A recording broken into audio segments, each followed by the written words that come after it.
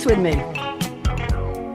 Welcome to Read My Lips Radio, a lively hour of unscripted conversations with savvy creatives. Producer and host, akaRadioRed, asks novelists, artists, photographers, designers, comedians, actors, musicians, composers, screenwriters, directors, and technology innovators about their creative passion, inspirational muses, and how they create.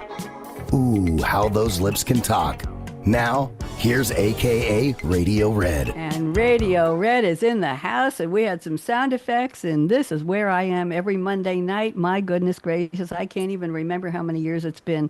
It's my pleasure to welcome creatives. A lot of my guests didn't know they were creative till I told them they were. They said, but I'm not a painter, I'm not a singer, I'm not a dancer. I said, well, did somebody tell you how to dress? Somebody tell you how to design your business, Gerald, or your career, Jacqueline, or what you do, Paula? I think you figured it out. That's creativity. That's the way it works in my world. So I'm so happy to welcome all of you. I can't believe it's already the last Monday in July. Where 2 minutes ago it was champagne. Well, I don't drink, but it was New Year's Eve. Somebody was having champagne. Now here we are, July 28th. My goodness. And I forgot to tell my guests it's a low budget show. I'm the warm-up comedian, and this is as good as it gets. So here we go. Now, before we do anything, I need to have you all just join me in doing something a little bit fun. I want you to make the shape of the letter L with your hand. I don't care which hand. And on the count of three, we're all going to say hello, L, L, L, just like that. 1, 2, 3. Hello. Hello. L, L, L. L. Well, it took a while. I thought we'd be done tomorrow, but we got there. Thank you. LLL is lovely, lanky Laura Legs, our most loyal listener. She is not able to listen tonight, but she'll hear the replay. She is in Whitestone, New York, and I keep telling her, Gerald, she needs to move to a place that starts with L because lovely, lanky Laura Legs, our most loyal listener, I'm in Loudon, Tennessee. She doesn't want to move here. I tried Louisville. Told her I'd send her to London. She said too hot. She didn't like the food. Sorry, London. So anyway, this is what we ended up with. So she's in Whitestone. She is doing a good deed. Some people say a mitzvah, helping a friend come home from the hospital today. So I said, you don't have to listen to the show, but she'll get it on demand. She will always send me, when she listens live, she'll send me a little report on what you said on the show, Paula. If I get that report from her, just be a little paragraph on what you were going to say on the show. Same for you, Jacqueline, and same for you, Gerald. She's a very good reporter and a very good chronological person for me. Today is July 28th, as I said. Let's see what we've got going on. It's the 209th day of the year. We're in the Gregorian calendar. I don't know if you all know, but when we had the Julian calendar, well, this is before we were all born. If you were born the first, I think the second week of October, you didn't get a birthday every couple of years because Julian couldn't figure it out. So Gregorian came along and he said, I'm going to give us a leap year every fourth year with one extra day. And then we caught up, and now all the October people like me get their birthday. So there we go. We are now in the zodiac sign of Leo, started on July 23rd to August 22nd. It is 156 days left to the year. No reason to get ready for New Year's Eve yet. And it's the 30th Monday, and I'm the only one who cares about that. Let's see, we've got a couple of celebrity birthdays today. Sally Struthers, you all remember her as Gloria on All in the Family? Yep. 78 years old. Yes. Happy birthdays. I know, Gerald. And Hannah Waddingham, if any of you watched Ted Lasso, she played Rebecca, the very elegant blonde lady who owned the team. Yeah, she's 51 today. Today in absentia, Jacqueline Kennedy Onassis's birthday was today. She was born in 1929, former First Lady. And Beatrix Potter, I'm sure you've all enjoyed.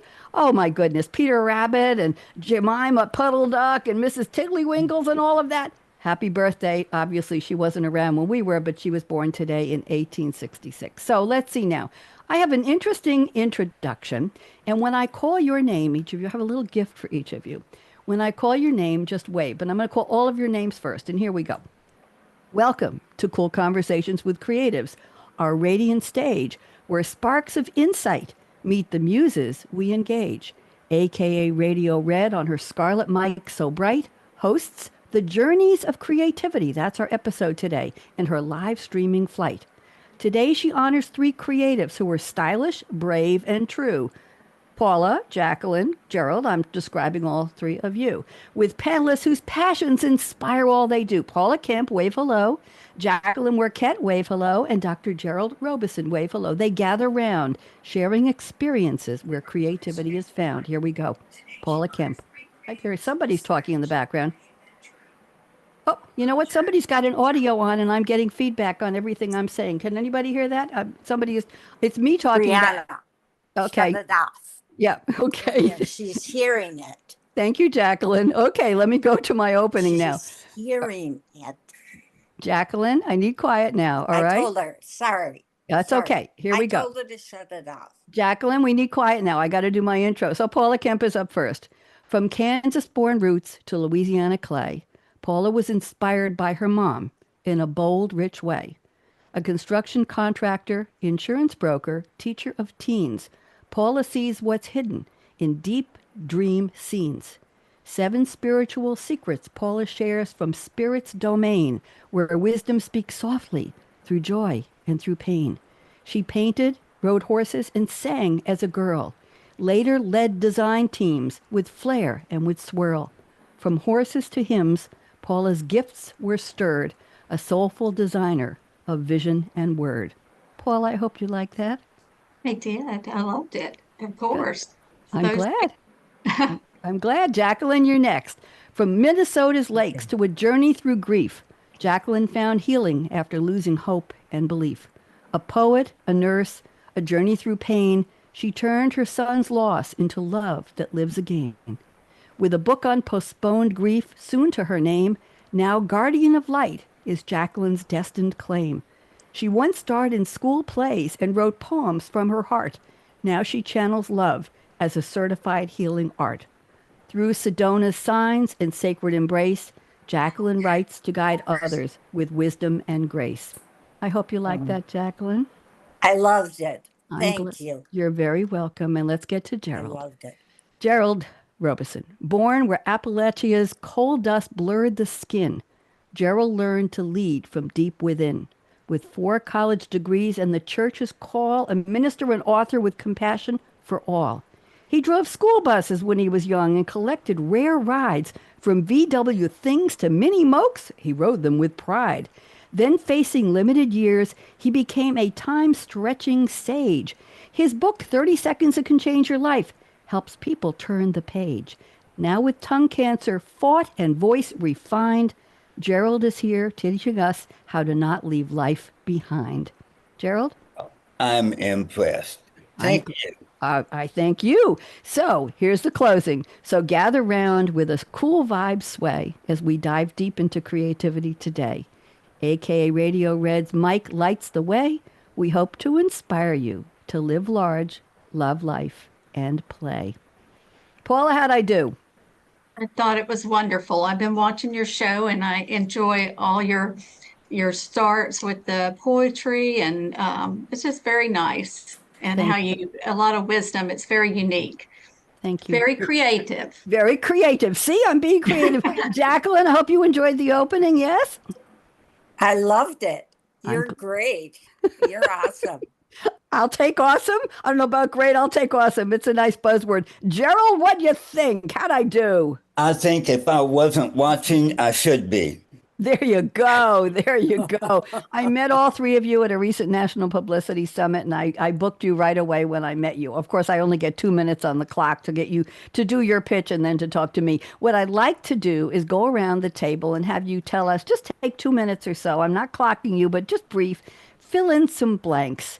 In 8 or 10 lines, I couldn't possibly have captured all of the depth and the core of your life of what you've done. So, Paula, welcome officially. I'm putting you on speaker view. You know how this works. And you haven't been behind the scenes before. Now you know what's really going on.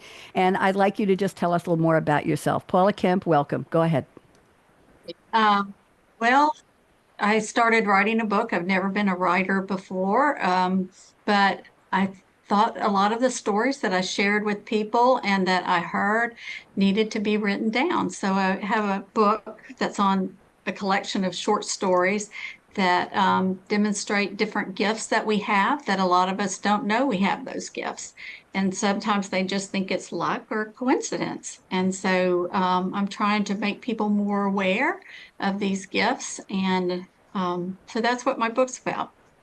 Tell me about dreams and coding. What are we doing? Okay. Yeah. So a lot of a lot of dreams. And so what piqued my interest in the dreams was our son had a dream about one of his friends, and it was really vivid. The friend lived in another state, and he was so alarmed by it. He called the friend and he couldn't catch him, called some of his other friends and said, "You have him call me." They called him, and then he told him, he said, "I saw you in a dream. You were drunk. You were driving. Please do not drink and drive anymore."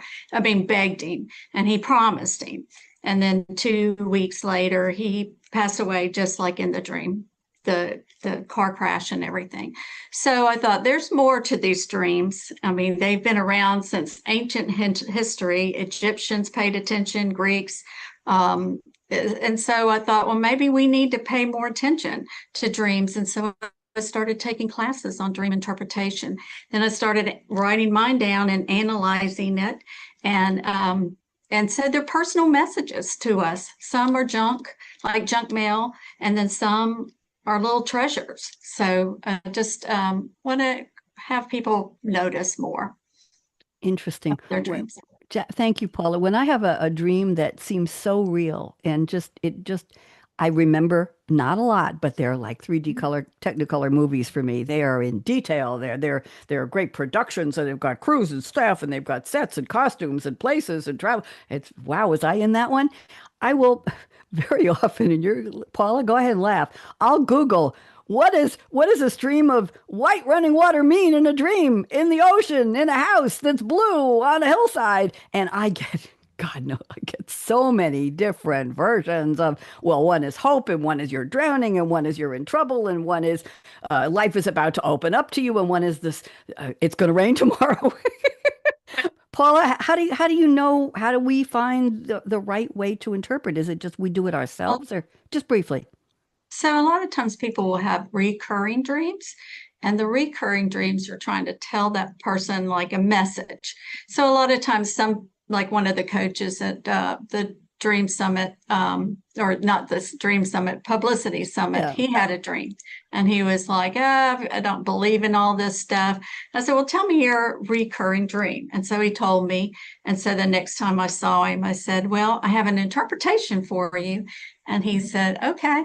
So I said, well, you are worrywart. And that dream always came to you when you were worrying about something, to remind you that what you had worried about when you were in college, that you made it. You always worried that you wouldn't. And I said, this dream appears when you are worried about something, and it's trying to tell you, you don't need to worry. You'll be okay. Thank you. Very interesting.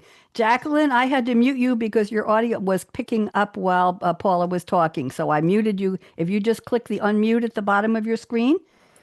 There you go. She's back now. We're getting a lot of background noise on you. Jacqueline, we want to know more about you. I'm putting you on speaker view with your beautiful hair. And would you please fill in the Thank blanks you. and tell us a little bit more? Go ahead, Jacqueline. Well, in high school, I was in a lot of plays. We had a very ornate theater because the schools were built by the mines. When the mines were in their peak in the 1950s. And so it was a gorgeous theater. And so I was in The Terrible Turners, Play Spirit. I was the ghost. Elvira, who tortured her husband, who was remarried. And I was in Babes in Toyland, and I was Jane, and in Marat Sade in college, I was Charlotte Corday. I got married when I was 19. I had a son. He died when he was 16 months old, and so I wrote the book, A Grief Postponed, A Nurse Practitioner's Journey Through Delayed Grief. And the book isn't out yet, but it'll be out in October. Okay, and who's your audience? Is it just any people who have had the similar type of grief to yours, Jacqueline, or is it just for people No. who've had different kinds of grief that was postponed? Because a lot of us do postpone grief. What's your thought on Yes. that? No, it's for everybody who has delayed grief because delayed grief is really common and people don't talk about it. And so they feel isolated. And it's time to pull back that curtain on delayed grief. And I'm going to do it. I've Thank you. done it. I've written the book. Good, good. Well, all good wishes for a very successful launch in October. It's not that far away. Thank you, Jacqueline. Now, And let's go you're to welcome. Dr. Gerald Robison. Look how, Hi. hi. I thought you were going to show up with that little bow tie and all of your PR pictures there. That cute, I'm sorry, that very handsome looking, very distinguished and defined bow tie. And here you are in this stunning shirt. Gerald, I'm putting you on speaker view. Would you please tell us more about yourself and officially welcome? Go ahead. Well, I'm afraid to tell you my earliest memories because Paula will interpret it. Years ago, there was a set of books out for children called Childcraft. One of the many stories was a pancake that would run away, and the farmer would try to catch it. Had very unusual drawings with it. And I had a recurring dream I was that pancake running away. Now, what that means, I have no idea. Paula is smiling. We'll talk to her after. Let's hear more from you. Go ahead. Well, I've been in ministry all my life, and so I talk a lot. And then one day I was told I had tongue cancer and it had to come out. And I said, "What has to come out?" And they said, "Well, the cancer." And I thought, "Wow, well, that's okay. I thought you meant my tongue." And they said, "Well, that's where it is. That will have to come out." I said, "Well, how much?" "Well, we don't know until we get in there." After the surgery, the doctor said you were quite fortunate. We were able to take some tongue material and graft on to the remaining part of your tongue. And I said, "You used the phrase tongue material. What is tongue material?" He said, "Well, it's tongue material." I thought, "Okay, where did you get tongue material?" He said, "We got it from a cadaver." And I thought, "Oh, you mean a dead guy?" And he said, "Yes, he wasn't using it anymore." And some years later, the cancer came back. They removed more of my tongue again. This time they replaced it with part of my arm. And so if I stumble over some words, it's because I'm trying to speak and teach my arm to talk at the same time. Gerald, you are so well spoken and articulate. Am I right, ladies? You speak so beautifully. Oh, If you hadn't told me, I wouldn't know. And I know in your bio you said you wrote somebody said to you, "What's your accent?" that's And you said it's not an accent, it's an impediment. that's right. How much did you have to teach yourself Uh, teach your arm to talk again, Gerald? well, it's an ugly thing. I won't show you my arm, but my tongue is even uglier, so I'm not going to stick that out. But I cannot stick my tongue out. It's not long enough.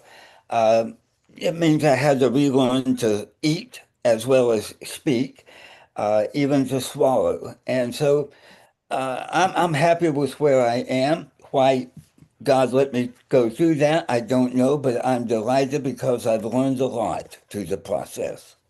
I'm sure you have. Well, you sound really good. If I didn't know, I wouldn't know. Just Oh, want to tell but you thank very, you. very well spoken. Your words are beautifully formed, and I only say that because you had to learn how to do it all over again. But I'm very happy you're here. Very glad you're here. Thank you, all of you. Jacqueline, I'm just going to give you a little secret here. Your AirPods are picking up noise all around, and when I put you on this, when I put somebody else, you're taking over the Zoom camera shot. So I'm going to mute you when you're not speaking, Jacqueline. Don't be mad at me, but otherwise you're going to be on the shot the whole time. So what I'm going to do now is I'm going to go, and Jacqueline, when I say Jacqueline, please unmute, you'll just click that little button and you'll unmute yourself and you'll be perfect. Everything will be fine.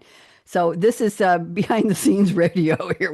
We say everything. There's no pretense. Okay, reality radio. I still call this radio, kids, because I started doing this radio about 25 years ago when it was really radio. I was the Friday night drive time host, producer on WGBB AM 1240, the oldest AM station on Long Island, and had a couple of TV shows too there. It was a lot of fun. So I still think of this as radio. So let's go to the part of the show where I've asked each of you, please, to send me a quote from a fictional character in a movie or a TV show or a song lyric.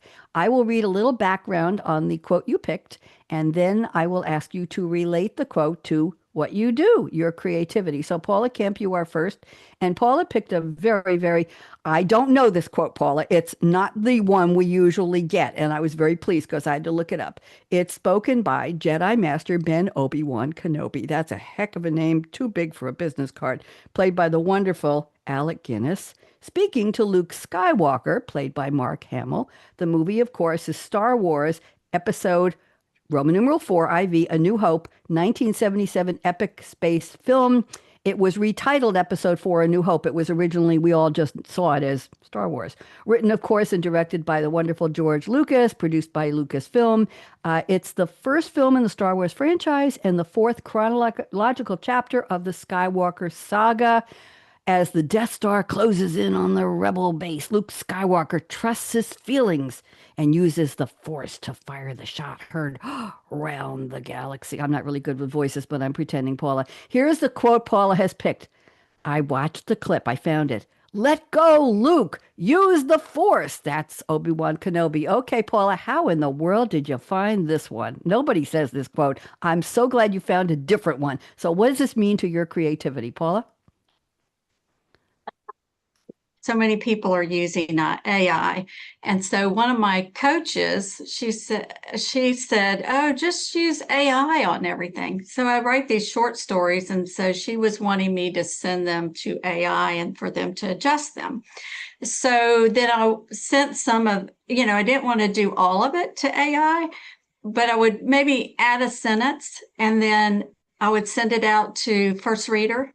And then I would get back that they hated that sentence. That was the AI. And so they picked up on it. If it wasn't authentic, they would pick up on it. And so I realized that I need to trust my own instincts and my own feelings and let it go. Just write and not put so much trust in AI. Interesting. Are you which one are you using? ChatGPT or Claude, or what version are you using, or what app? It's just on ChatGPT, and then I run things through Grammarly, and that normally it's just correcting sentence structure and things like that. Mm-hmm. But I try not to overly use ChatGPT, and then I sent my manuscript off to a New York editor.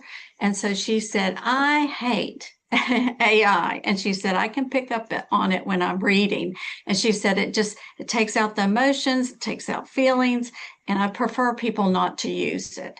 And so when she got mine back, she said she liked it. It kept her interest. So that's my point that I want to make, is to trust your own ability and strengths, and not just always rely, because even with all the books, I'm in a book club. Some of the books I hate, some of them I love. Mm-hmm. So it's part of it, but be yourself. Yep, be yourself. Absolutely. Very, very interesting about that. I read an article last week that one of the things people notice is that AI likes to use M dashes. Does everybody know what an M dash is?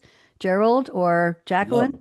An M, when you look at your keyboard, it should be on to the right of 0. There is a key that has a long dash and a little short one underneath it. See it?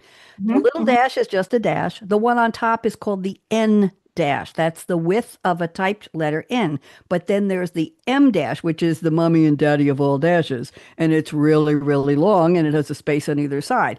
So AI apparently loves to put in M dashes, meaning Gerald, who happens to be wearing a really good-looking shirt, is on my panel today. It would put that M dash, so everybody, it's like a real estate, a context thing. It's like, okay, let's get the extra thought.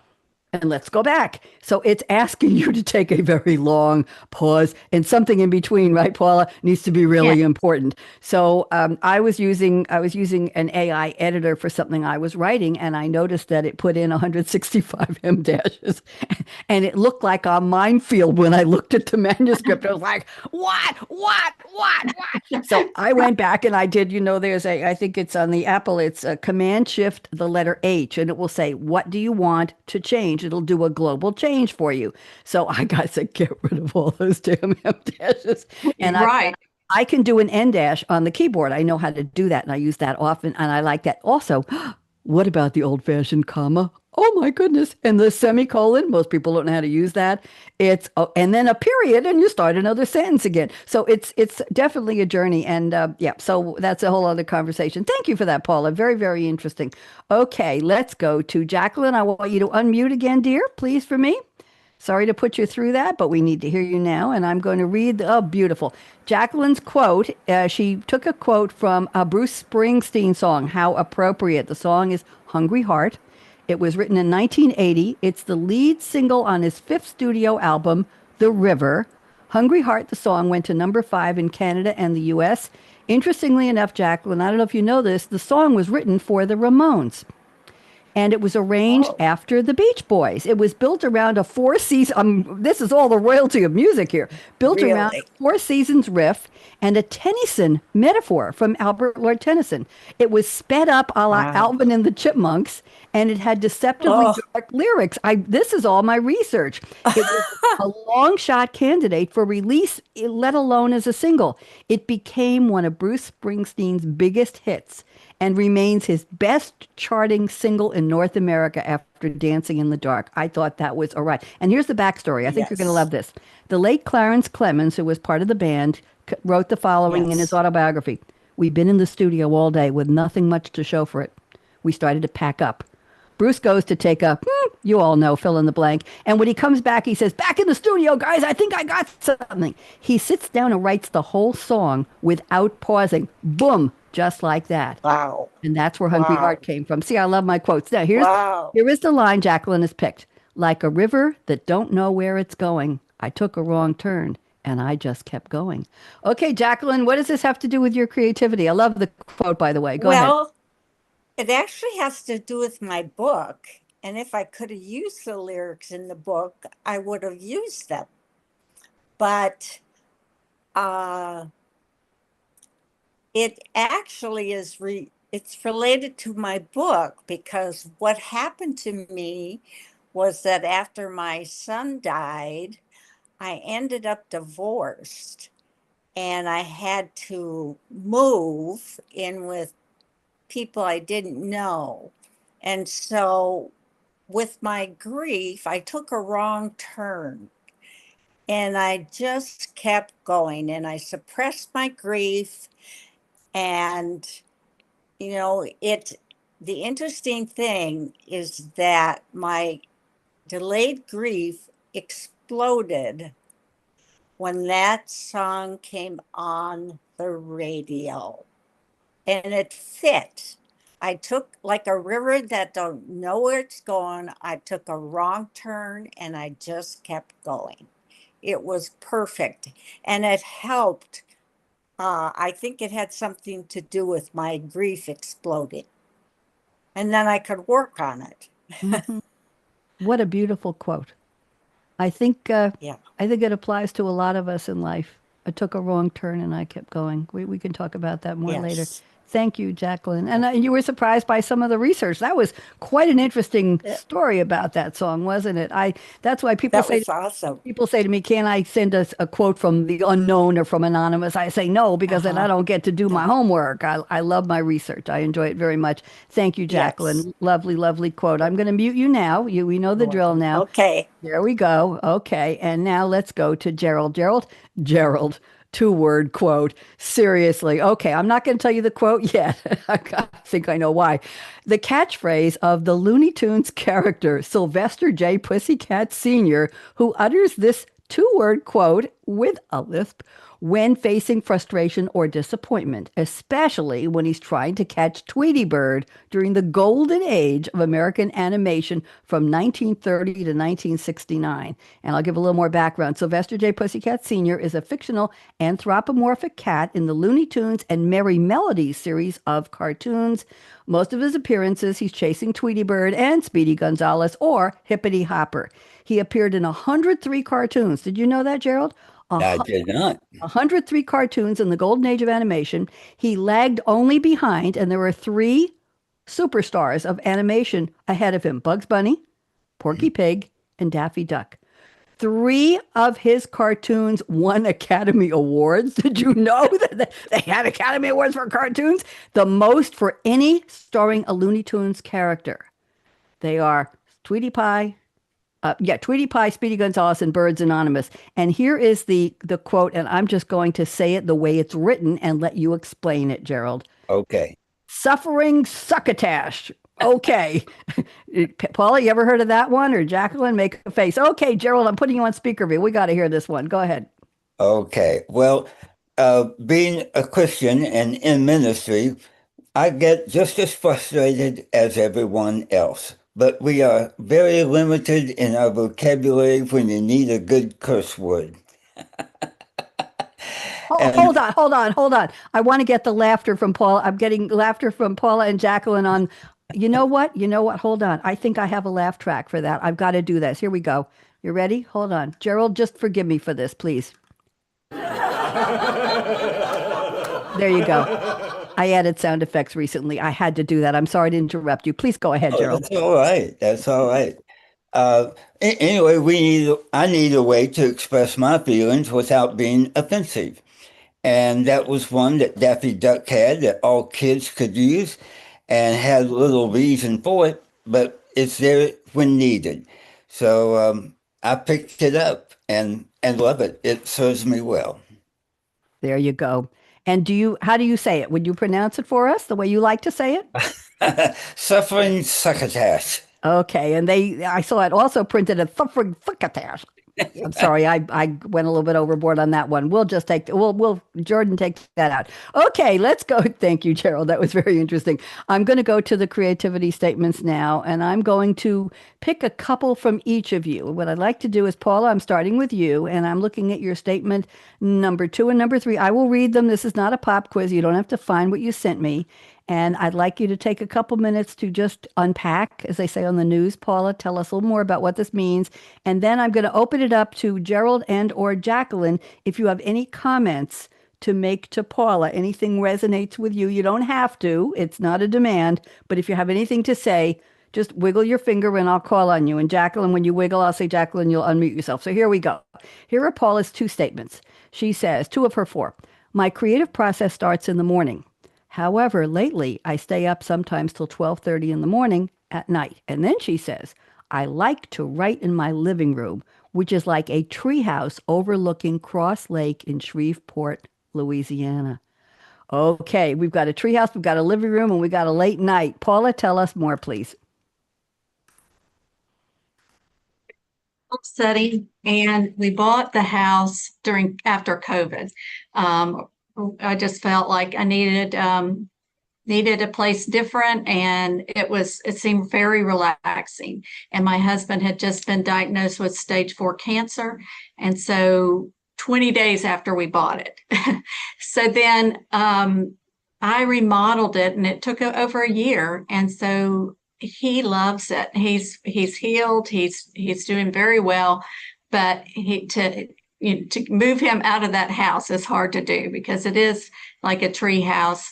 The second story, the living room is on the second story, overlooking the trees and the lake, and so it's very peaceful. But nighttime is when it's quiet. I don't have a lot of disruptions, not a lot of phone calls. I'm not checking my emails. I'm not getting distracted with the phone, and my creativity, I think, starts flowing at that time.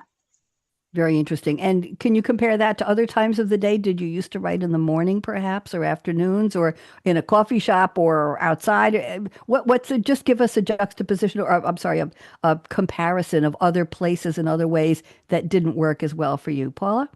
I know several people that do write in coffee shops. That would not work for me. That was just too many distractions. So I have to set a time, like get all your distractions done, all your chores, whatever, and 10:30 you start writing. And so I have to make it a habit where there is a specific time that I need to have my hiney in the chair and start writing. Thank you. Gerald, any comments, or Jacqueline, anybody? No, I can relate. You need that special place and that special time. At least I do. And normally when it's quiet and peaceful, that's when the ideas can flow. It's just you and your notebook. Yep. Jacqueline, you want to unmute? I see you want to say something. Yep. I agree. That's why I have my own special place, which I'll talk about when it's my turn. And I am a night owl, but I have trained myself to write during the day because it's quiet in my house. And my husband's at work and he takes our dog to work with him. So I'm not bothered. That's a good one. Thank you very much. Thank you, Paula. I'm going to go to Jacqueline. I'm going to you next. And I have some Okay. funny comments here from you. And I'm going to read statement number 2. I like this one. You say, I created Jacquelina's Charm School for fun. I have an assistant Yes. named Impetuous. I love writing newsletters to Jacquelina's. It's JAC with a capital J, Que with a capital Q, Lena with a capital L, all one word. Jacquelina's constituents. I call my sister Connie Constantinople, my sister Sally Salamander. My husband's name is Billy Bob, and he published his book before mine, The Ins and Outs of Dumpster Hopping.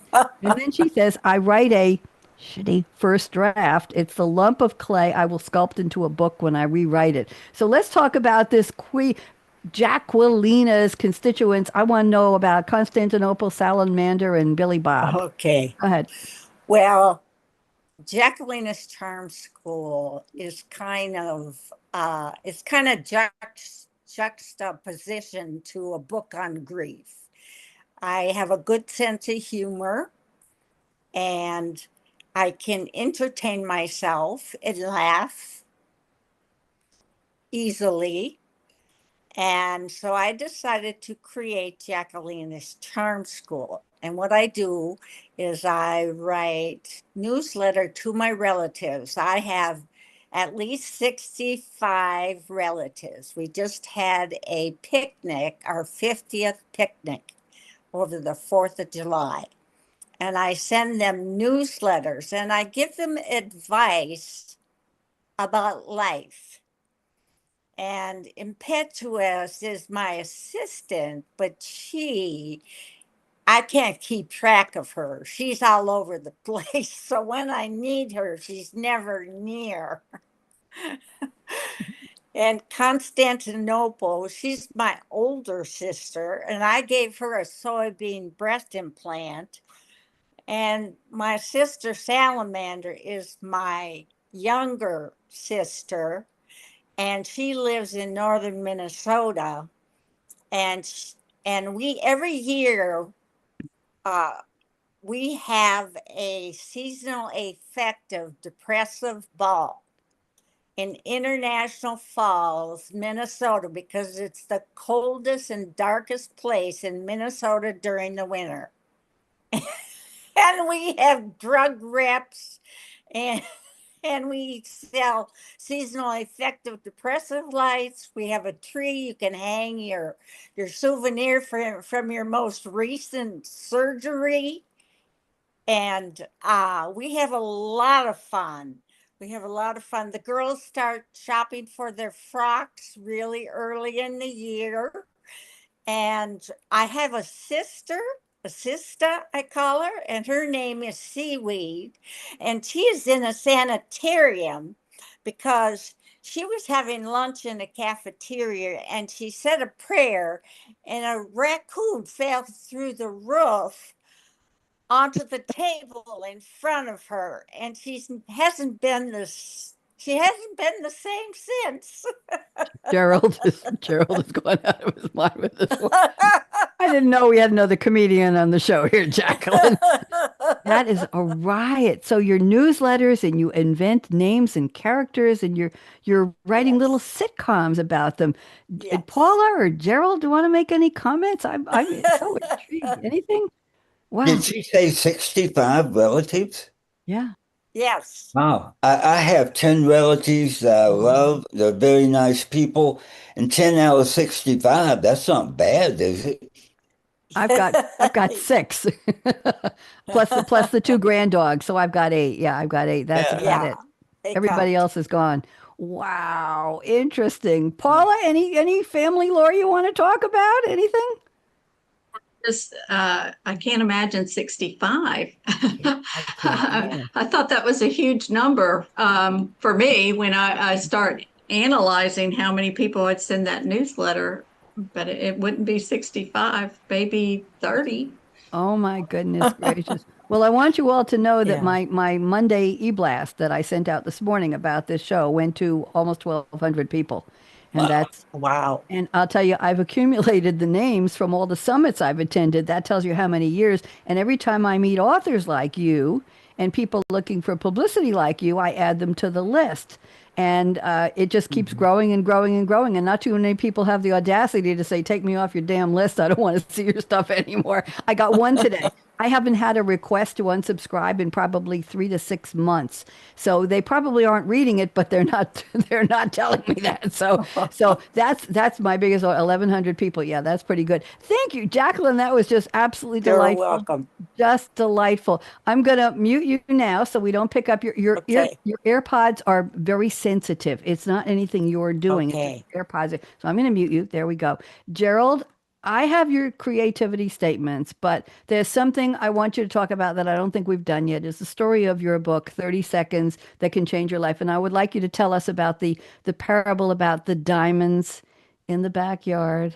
Oh, Come on, give us, and what's the genesis, if I can use that word with you, of where you came up with the idea for the book? Because I read your story. You were kind enough to send me a lot of information because I kept asking, and I just found that fascinating. So I think we'll all enjoy that. So go ahead, Gerald. well, the story of why I came with the book was because with the cancer surgeries, there was a third surgery. And after that, there was a date that I thought would be my last day. And my wife asked me, what do you want for Christmas? And I said, I want a countdown lifetime watch. And so I said, you set it for the date you think will be your last day, and it counts down, tells you how many months, weeks, days you have left. And I said, I want to be able to plan my life. And she said, that sounds morbid. And I said, no, it's teaching me to redeem the time, to make it count, and to appreciate what is there. Now, as you can tell, that date has come and gone, and I'm still here. But it taught me to appreciate the time I have and learn to use the time wisely. Most everything I looked at talked about big plans, using big amounts of time, and how you do this grand thing and that big project. And I didn't have that kind of time left to even think about. So I thought, how can I make the most of the time I have? Not complain about the time I don't have, but use the time I do have. And I found that it was in the little blocks of time that I waste that I could have done something significant. And so I chopped the time up into 30-second packets. And I found that I would not go out and get the mail if I was doing something else because it takes too long to get there and get back. And I timed it one day and it was 30 seconds. I thought, how much more is there that I could accomplish in 30 seconds? And so I found that the time you want to have or the time you complain about not having is usually found in the time that you do have. It's those 30-second packets. And I said, time it's like walking into your backyard and finding it sprinkled with diamonds. Great. If you're poor, go pick one up. They're all around you. But the same thing is true about your time. There are these small packets that are just as precious as diamonds, but it's time. And if you need that time, use it. Pick it up. They're all around you. As small as they may be, they can be incredibly impactful and useful. I love the diamonds analogy. And it reminds me very often you'll say to somebody, can you help me with this? Or I'd like to do that. Or I'm inviting you to do this. And what do they say? I'm too busy. Yeah. I'm too busy. I get that all the time. I was coaching somebody in I used to teach adult ed in Long Island, and I was teaching, I think, blogging. This is before we had podcasts. Oh, I date myself. And I had a woman who she was writing a lot, writing stories. And she told me that her friends were always telling her how busy they were. And she figured out it was just using the word busy as a smokescreen for, I don't want to do that. They were bragging about how busy they are. Oh, I baked, and oh, I made the bed, and oh, I took the dog out. And after a while, she said, for God's sake, goodness sake, what is going on here? They were creating a persona based on too busy to deal with somebody or something. And she saw right through it. She wrote a couple of really cool little articles about it. Paula, you want to say something? I see you thinking out loud. What do you think? Think that that's true, that good observation on the busy. And I think that we use that word's overused, and we really need to schedule our day of what we want to do. Somebody asked me, I said, well, I really want to work out 5 days a week. And they said, well, why aren't you?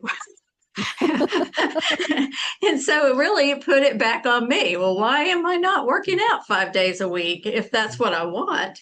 So I think that if we're serious, we need to put that on the calendar, what time you're going to be working out. Or just like Gerald said, I'm running out of time. He's running out of time. What do we want to do with the rest of our life? What are important things? Do you want to go to Paris? Do you want to just travel? Because at some point you can't do it anymore. Yep. So that's kind of where I am in life, is I want to go to Paris. That's on my bucket list, and start doing some interesting things. Don't make it on bucket list. Make it on just your to-do list. I don't like the word bucket list because it implies you're going to kick that old thing over. Come on, you're too young to talk like that. Come on, Paula. It's going to be on your to-do list. My to-do list is just to talk to interesting people. Really, that's mostly what I do. I'm a digital citizen now. I very seldom, I don't communicate. I don't have anything to do with people in my community. They're all doing something else. I'm not a golfer. I'm not a boater. I'm not a pickleball person. And I have everything I need here. But my day is complete, Gerald, with I allow myself the time to be busy with the things I love to do. Good. It's really that simple. I baked today. I baked muffins. I had 3 boxes of Krusty's muffin mix in the drawer in the cabinet, and I hadn't baked in a couple months. And I said, you know what? I've been eating salads for lunch. I deserve this. And I baked some orange cranberry muffins. I had one before we came on the air, and it was so damn good. It was like, I made the time. You know what? It was in between going to the grocery store, getting stuck in a thunderstorm that was. If I tell you, if you can hear thunder and lightning and rain on the roof of a supermarket, a large supermarket, you know it's really doing it. And this lovely checker man named Phil, I always go to his line because he's really, never mind. Anyway, he said he was about to go on his lunch break. And he said, I tell you what, instead of going to lunch, I'm going to get one of those giant golf umbrellas they have here in the office at the store. And I'm either going to walk you to your car or I'll give you the umbrella. He said to me, go get your car, bring it up to the portico here, and I will load the groceries into your car for you. And he did. I walked out, I had my little red drummer boots on, and boy, did they get with 3 inches of rain in the left side of my car in the parking lot. It must have been a dip down. It was like, oh, crap, I'm up to my ankle. Never mind. Got in, I opened the window on the other side. I handed him the umbrella, and he went and he opened the door and put the groceries in for me. Now, he could have said, I'm on my lunch break, lady. My lunch break is getting used here, and I have things to do. but I'm going to help you because you're nice and I always enjoy you coming to my line. There you go. So that was Gerald. He wasn't too busy to escort me, not to my car. I said, I'll walk up. Anyway, the point is, yeah, Jacqueline, unmute yourself, dear. You want to give us an example of how you use your time just briefly? We only got 4 minutes left. Go ahead, Jacqueline. Well, right now I am getting ready to put my book on Amazon, so I've got a lot to do. They just edited my A Grief Postponed recently, and so I'm reading the edited version, and then I have to write the author's bio, the back cover, get that set up, and that's what else am I doing? I'm doing a lot of preparing for my book. I'm marketing. I am marketing my book. I am spending a lot of time getting ready to market that book. There you go. We have to pick the Yeah. time. Gerald, I don't think I will ever Yes. not remember that metaphor about the little diamonds. There's just something about the way you phrase that in your notes to me that is so lovely and so beautiful. And the idea of 30 seconds, it's wonderful. You could text somebody and say, I'm thinking of you. I hope your day is going well. Does that take 30 seconds? Probably it takes about 10 seconds. That's it. And put a little smiley on it. There's so many things we can do. It just, Gerald, thank you for that.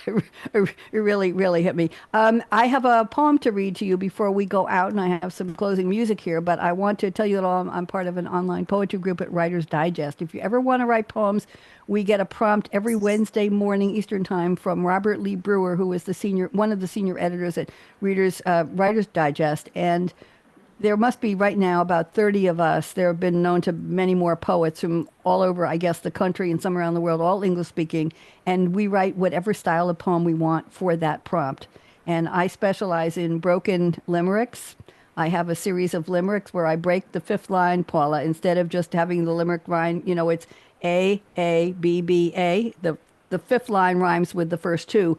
I make it a very long paragraph with commas, no em dashes, and it just keeps going until it finally hits that last word that rhymes with the first two. And it's a story of Timmy and Sweet Susie and Dad's T-Bird. And Susie was a bad girl sitting on Timmy's lap, and he crashed into the guitar and into the garage door. Sorry, and he crashed it, and Dad won't let him use the T-Bird anymore. So he's looking for a new girlfriend. But I've been doing this for 2 months, and I have people who ask me what's coming next for Bad Susie. And it's so anyway. What I want to tell you was I love acrostics, and let me read this one. I think you'll enjoy it. The prompt was July 24th, 2024, a year ago. Actually, a year ago this week. And the prompt was the word night shift, NIGHTSHIFT. And I'm not going to put it on the screen to show you, but I will try to emphasize the NIGHTSHIFT in this acrostic. So here we go. It's for all of you. Never quite really at rest. It's the life of a creative, going, gripping, gyrating, growling, groaning, growing, highs and lows, flowing on a mental Mobius strip. The days are the nights are the days again, shifting off and on into and out of gear, hoping for unique brilliance even once. It's a calling, command, curse, roller coaster, finding eureka, euphoria amid frustration and fears. Thus is the life of the creative. What do you think? It's beautiful. Thank you. Beautiful. It's one of my favorites. I've written over 700 poems. Beautiful. And if any of you want the link, it's free. You just go into discuss.us and you just register with an email and a password. That's it. There's no charge. But in the months of April and November, we get a prompt every single day for 30 days in those 2 months. So I've done 2 years of Aprils and Novembers, and I write 5 to 10 poems every day those months. So it's like 700 or 800 poems, and it's a blast. So here we go. I'm going to close now. I'm just about ready to put the music on, and I want to thank you. Please stick around, and we'll talk a little bit after. I want to say thank you to Jordan Henson, who is our engineer from the Voice America. I think we're on the Empowerment Channel today. And let me do my closing, and here we go. Ladies, this isn't for Gerald. In 2014, I closed with the top 10 tips for women, Paula and Jacqueline.